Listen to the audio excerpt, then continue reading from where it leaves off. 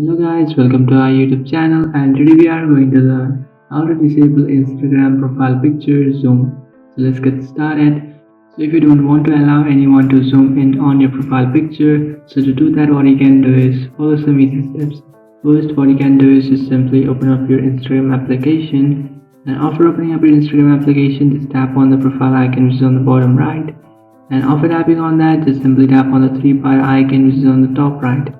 After tapping on the three bar icon, now what you can do is just simply tap on account privacy. So just simply scroll down and then tap on account privacy, and just make sure that your account privacy is turned on. By turning it on, what will happen is you will public your profile and post that you upload in Instagram.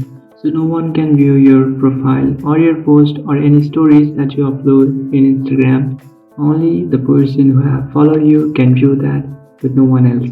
So that's it guys, just simply go ahead and turn on your private account, and after doing that no one can zoom in on your profile. So that's it guys, this is how to disable Instagram profile picture zoom. If you find this video helpful, don't forget to like and subscribe to our channel. If you have any doubts, feel free to comment below. Thanks for watching.